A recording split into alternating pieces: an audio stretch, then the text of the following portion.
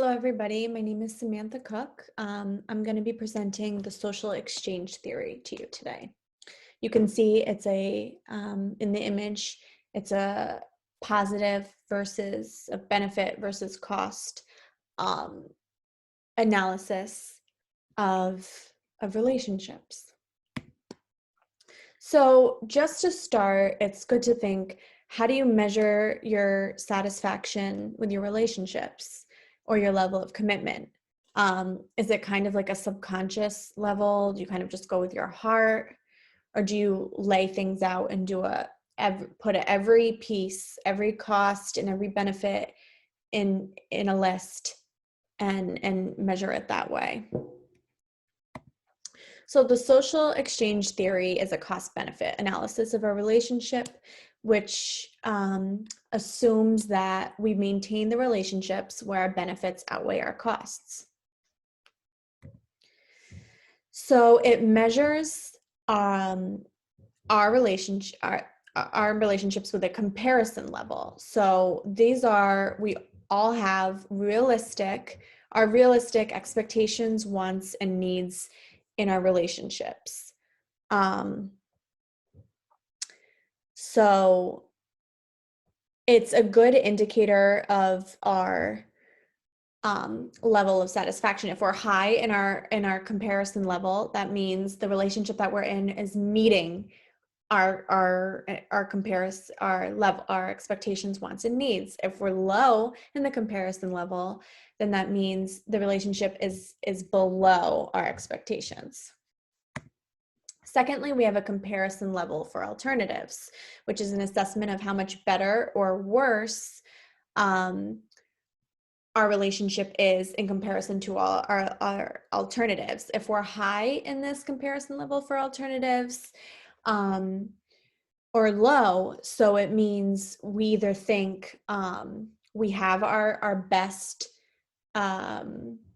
possible outcome, we're maximizing our benefits, whereas if we think our alternatives are better than what the situation that we're currently in.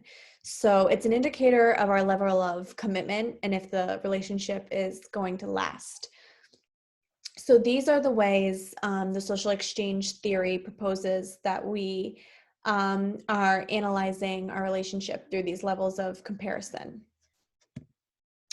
This is just a visual of a character weighing out the rewards and the costs of her relationship with her boyfriend, using her comparison level, looking at her comparison level for alternatives, and then plus her investments in the relationship. And then so what's the outcome? The truth is the outcome varies based on who is looking at this. We don't know how much weight Jane gives to the rewards or how much weight she gives to the costs. So, and we don't really know what her comparison level truly looks like. So we'll see that with the social exchange theory, that it varies from individual to individual and time to time, just how much weight we're giving to the factors. So the benefits in general of the social exchange theory, it's appropriate to apply in all relationships. You can do a cost benefit analysis of all relationships. I mean, so I think it's particularly advantageous to apply in a career setting. We all are kind of in our career and in our education, for the most part, to maximize our benefits. We really look, I think in reality, we look at our careers or maybe even our social relationships in our careers in a more cost benefit analysis. It's more realistic to run it that way rather than maybe in our personal relationships. I think happens more often. In addition, it helps us find balance in our relationships. Once we learn about the social exchange theory, we're going to be more apt to kind of keep track of the status of our relationship and the balance, how much we're giving and how much we're taking. And it just depends on, are you a person that really matters to you? How much if you're to take more than you give, then I think you would use the social exchange theory more than people that want to give more. But if it's something that, for people that maybe overgive and their needs aren't being met, it's going to be very beneficial to these people to use the social exchange theory. The weaknesses is that it may be unrealistic for people to be able to compartmentalize all the aspects of the relationship as a cost or a benefit. And then the other thing is the measuring. It's going to vary from time to time, person to person. And the social exchange theory assumes that we all are looking to get more than we give from our relationships. And that just doesn't take into account the different dynamics of relationships. That's not the end goal for every type of relationship, and even for it varies among people. My examples are so a victim in an abusive relationship might use the social exchange theory, and they might say that the benefits outweigh the costs of being a victim in an abusive relationship.